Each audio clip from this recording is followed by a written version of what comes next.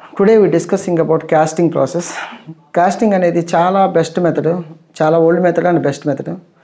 Old is gold అంటారు కదా, ఇది one of the best method. దీని ద్వారా మనం ఏమేమి ప్రొడక్ట్స్ ప్రొడ్యూస్ చేస్తామంటే machine beds, next gold and silver ornaments, next machine beds. ఈ కాస్టింగ్లో మెయిన్ ఉన్న అడ్వాంటేజ్ ఏంటంటే high damping capacity. High damping capacity అంటే కంప్రెసివ్ స్ట్రెంగ్త్ని ఎక్కువ విత్స్టాండ్ అవ్వగలదు. That's why casting method old method but best method. ఈ కాస్టింగ్ వచ్చేసరికి ఎలా డిఫైన్ చేస్తామంటే casting is the process in which liquid molten metal is poured into the casting cavity whose shape is same that of casting to be produced and allowed to solidify. After solidification the casting is taken out by breaking the mold cavity. ఈ డెఫినేషన్లోకి వచ్చేసరికి మనకి మెయిన్గా important one ఏంటంటే ఈ casting ఎలా చేస్తాం అనేది చూస్తాం. This is casting.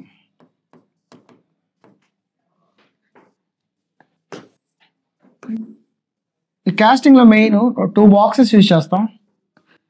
First box cope box, అయిన చిన్న బాక్స్ని కో బాక్స్ అంటాం. కిందన్న బాక్స్ని డ్రాగ్ బాక్స్. మనం ఏవైతే షేప్లో కాస్టింగ్ ప్రొడ్యూస్ చేయాలనుకుంటామో ఆ షేప్లో ఇనీషియల్గా క్యావిటీని ప్రొడ్యూస్ చేస్తాం, క్యావిటీ చేస్తాం by using the moulding sand. Moulding sand ఉంటుంది. ఈ క్యావిటీలోకి మోల్టెన్ మెటల్ పోర్ చేయడానికి గేటింగ్ సిస్టమ్, దీనిలో రన్నరు, రైజరు, ఇన్గేట్, స్ప్రూ ఇలా కొన్ని పార్ట్స్ ఉంటాయి. ఇది నెక్స్ట్ క్లాసెస్లో మనం డిస్కస్ చేస్తాం. ఇది క్యావిటీ నిండిన తర్వాత ఫిల్ అయిన తర్వాత పైకి రావడానికి రైజర్. ఇదంతా మౌల్డింగ్ శాండ్. ఇది మనం తయారు చేసుకోవాలనుకున్న కాస్టింగ్ ప్రోడక్ట్. కాస్టింగ్ దీనిలో మనకి మోల్టెన్ మెటల్ పోర్ చేస్తాం. ఈ molten metal is nothing but hot metal. Molten metal ఇది ఫర్నెస్లో రెడీ చేస్తాం. రెడీ చేసి ఈ ఆల్రెడీ ప్రిపేర్ చేసిన క్యావిటీలోకి ప్రొడ్యూస్ చేస్తాం. అందుకే మన డెఫినేషన్లో it is the process in which liquid molten is poured into the casting cavity whose shape is same that of casting to be produced. ఆ తర్వాత కొంత టైం అయిన తర్వాత ఎలా చేయాలి? కొంత టైం అంటే యాక్చువల్గా మనం hot metal around 1600 degree centigrade దగ్గర ఉందనుకోండి. ఇది రూమ్ టెంపరేచర్ రావడానికి కొంత టైం ఇవ్వాలి. దీన్ని allowed to solidify. After solidification the casting is taken out by breaking the mold cavity. ఇక్కడ మన కాస్టింగ్లోకి వచ్చేసరికి మెయిన్గా వాడేవి ఏంటంటే ప్యాటర్న్. ప్యాటర్న్ అంటే కాస్టింగ్ ఏ సైజ్ షేప్లో ఉంటుందో ప్యాటర్న్ కూడా అదే షేప్లో ఉంటుంది, అది ప్యాటర్న్ వాడతాం. అండ్ దీనిలోకి వచ్చేసరికి types of patterns. Next one moulding sand. ఈ క్యావిటీ ప్రిపేర్ చేయడానికి వాడే శాండ్ అని మౌల్డింగ్ శాండ్. Next core. తర్వాత మోల్టెన్ మెటల్ని మౌల్డ్ క్యావిటీలోకి పోర్ చేసే మెథడ్ని gating system.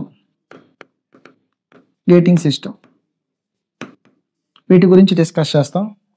First one pattern and pattern types of patterns, moulding sand and types of moulding sand and properties of the moulding sands and additives of the moulding sand and core material. Core is the internal parts తయారు చేయడానికి వాడతాం. Gating సిస్టంలోకి వచ్చేసరికి ఇంకా by parts ఉంటాయి. Runner, riser, sprue, ingate. ఇలాగా molten మెటల్ని ఈ మౌల్డ్ క్యావిటీలోకి ఫిల్ చేయడానికి వాడే సిస్టమ్ని గేటింగ్ సిస్టమ్ అంటాం. తర్వాత డిస్కసింగ్ ప్యాటర్న్ అంటే ఏంటంటే pattern is the replica of the casting to be produced. Pattern, a replica of casting to be produced. A replica means ఇది ప్యాటర్న్ ఇలా డిఫైన్ చేస్తాం. ఈ ప్యాటర్న్ రెప్లికా అంటే ఏంటంటే సపోజ్ ఒక కాస్టింగ్, ఈ టైప్ కాస్టింగ్ తయారు చేయాలి.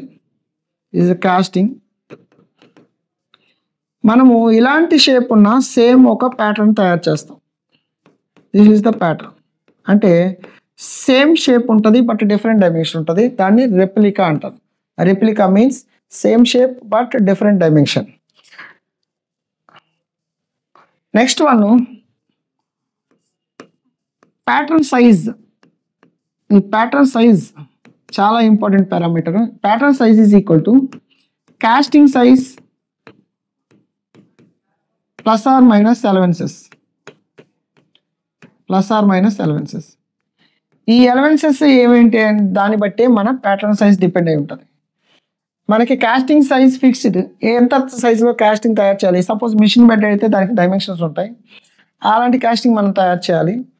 అప్పుడు వీటికి మనం ప్యాటర్న్ సైజ్ ఎలా క్యాలిక్యులేషన్ చేయాలి అనే దానికి ఈ ఎలవెన్సెస్ మీద డిపెండ్ అయి ఉంటుంది. మనకి కొన్ని రకాల ఎలవెన్సెస్ ఉంటాయి. ఆ ఎలవెన్సెస్ ఏంటంటే first one shrinkage allowance. Shrinkage allowance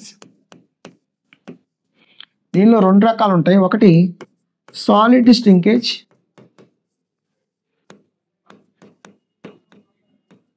next one liquid shrinkage. Solid shrinkage and liquid shrinkage. Next one machining allowance. Machining allowance అంటే ఏంటంటే నవేడేస్ మనము ఎక్కువ సర్ఫేస్ ఫినిష్ వాడతాం, but casting products less finishing products వస్తాయి, less surface finish వస్తుంది. అందువల్ల excess amount machining allowance ఇచ్చి వాటిని మిషనింగ్ చేసి తర్వాత గుడ్ క్వాలిటీ గుడ్ సర్ఫేస్ ఫినిష్గా తయారు చేస్తాం. Next one draft allowance.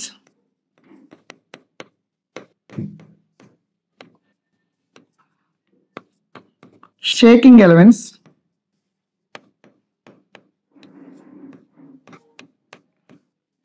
Last one distortion allowance. ఇలాగా 5 టైప్స్ ఆఫ్ ఎలవెన్సెస్ ఉంటాయి. Distortion allowance.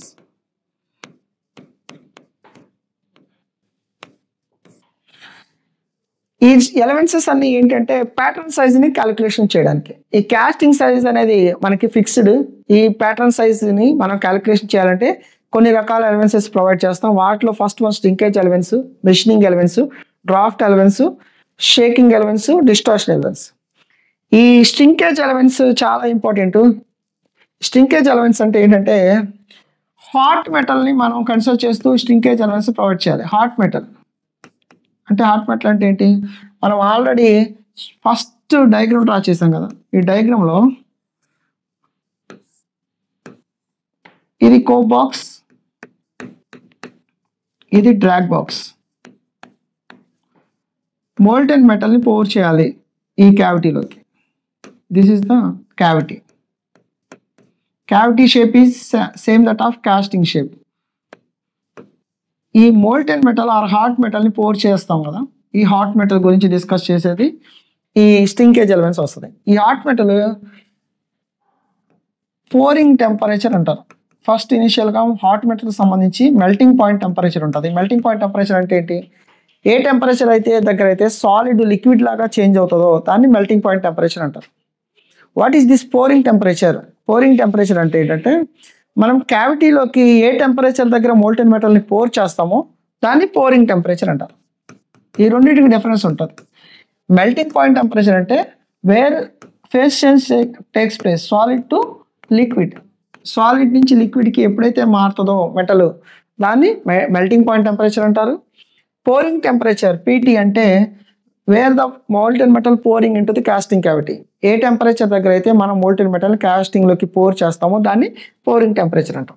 ఈ రెండింటికి డిఫరెన్స్ ఉంటుంది. ఏంటంటే pouring temperature must be equal to melting point temperature plus 150 to 200 degrees centigrade.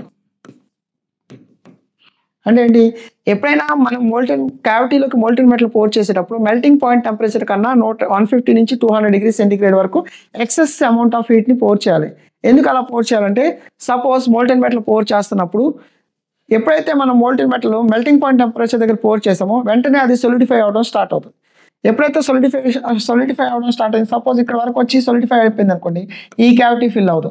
Suppose ఇక్కడ వరకు వచ్చి సొలిడిఫై అయిపోయింది అనుకోండి, ఈ క్యావిటీ ఫిల్ అవ్వదు. అందువల్ల ఎక్సెస్ అమౌంట్ ఆఫ్ టెంపరేచర్ దగ్గర పోర్ చేయాలి. దీన్ని డిగ్రీ ఆఫ్ సూపర్ హీట్ అంటారు. Degree of super heat. Degree of super heat. ఈ 150 to 200 degrees సెంటీగ్రేడ్ అనేది degree of super heat. Suppose మనం టోటల్గా ఫిల్ చేసిన తర్వాత ఆ 150 to 200 degrees సెంటీగ్రేడ్ టెంపరేచర్ తగ్గిన తర్వాత అప్పుడు అది సొలిడిఫై అవ్వడం స్టార్ట్ అవుతుంది. అప్పటి వరకు అది సొలిడిఫై అవ్వదు. అందువల్ల డిగ్రీ ఆఫ్ సూపర్ హీట్ అవ్వడం వల్ల కొంత ఎక్కువ టైం మనం పోరింగ్ టైం తీసుకున్నా అది వెంటనే సొలిడిఫై అవ్వడం స్టార్ట్ అవ్వకుండా ఉంటుంది. కాబట్టి we can use the pouring temperature. ఇప్పుడు ఎప్పుడైతే హాట్ మెటల్ ఉంటుందో ఈ హాట్ మెటల్ పోరింగ్ టెంపరేచర్ దగ్గర నుంచి పోరింగ్ టెంపరేచర్ దగ్గర క్యావిటీ ఫిల్ చేస్తాం. ఈ పోరింగ్ టెంపరేచర్ దగ్గర ఇది లిక్విడ్ స్టేట్లో ఉంటుంది. పోరింగ్ టెంపరేచర్ అంటే హాట్ మెటల్ లిక్విడ్ స్టేట్లో ఉంటుంది. సపోజ్ ఈ లిక్విడ్ స్టేట్లో ఉంటుంది. ఈ పోరింగ్ టెంపరేచర్ని కూల్ చేసుకుంటూ వస్తే ఎక్కడ వస్తుంది? మెల్టింగ్ పాయింట్ టెంపరేచర్ వరకు వస్తుంది. ఈ మెల్టింగ్ పాయింట్ టెంపరేచర్ దగ్గర కూడా లిక్విడ్ స్టేట్లోనే ఉంటుంది. ఈ పోరింగ్ టెంపరేచర్ నుంచి మెల్టింగ్ పాయింట్ టెంపరేచర్ రావడానికి దీనిలో కొంత అమౌంట్ ఆఫ్ హీట్ని తీస్తాం. దాన్ని సెన్సిబుల్ హీట్ అంటాం. ఎప్పుడైతే సెన్సిబుల్ హీట్ని తీస్తామో టెంపరేచర్ డ్రాప్ అవుతుంది. సపోజ్ ఇది 1600 డిగ్రీ సెంటిగ్రేడ్ అనుకోండి pouring temperature, melting point temperature 1450 అనుకోండి. ఈ కొంత టెంపరేచర్ డిక్రీజ్ అవడానికి సెన్సిబుల్ హీట్ రిమూవ్ అవడం అంటారు. ఈ చేంజ్ అయినప్పుడు లిక్విడ్ నుంచి లిక్విడ్లోనే ఉంటుంది కాబట్టి ఇది ఫస్ట్ ఫేజ్లో లిక్విడ్ స్ట్రింకేజ్ జరుగుతుంది. నెక్స్ట్ వన్, ఈ మెల్టింగ్ పాయింట్ టెంపరేచర్ నుంచి ఇంకా కూల్ చేసుకుంటూ వస్తే ఈ మెల్టింగ్ పాయింట్ టెంపరేచర్ సాలిడ్ స్టేట్లోకి వస్తుంది. సేమ్ టెంపరేచర్ బట్ సాలిడ్ స్టేట్లోకి వస్తుంది. ఇది ఫేజ్ చేంజ్ అవుతుంది. అప్పుడు లేటెంట్ హీట్ రిమూవ్ అవుతుంది. ఈ హీట్ని లేటెంట్ హీట్ అంటాం. మెల్టింగ్ పాయింట్ టెంపరేచర్ దగ్గరే ఉంది but melting point temperature liquid నుంచి మెల్టింగ్ పాయింట్ టెంపరేచర్ సాలిడ్కి వచ్చింది. దీన్ని కూల్ చేయడం వల్ల ఇక్కడ నుంచి లిక్విడ్ నుంచి సాలిడ్కి, అంటే సాలిడ్కి అప్పుడే స్టార్ట్ అవడం, సాలిడ్గా మారడం స్టార్ట్ అవుతుంది. ఈ చేంజ్లో సెకండ్ ఫేజ్ జరుగుతుంది. ఇది కూడా లిక్విడ్ స్ట్రింకేజే. మళ్ళీ కూల్ చేసుకుంటూ వస్తే మెల్టింగ్ పాయింట్ టెంపరేచర్ నుంచి రూమ్ టెంపరేచర్కి వస్తుంది. ఆర్టీ అంటే రూమ్ టెంపరేచర్.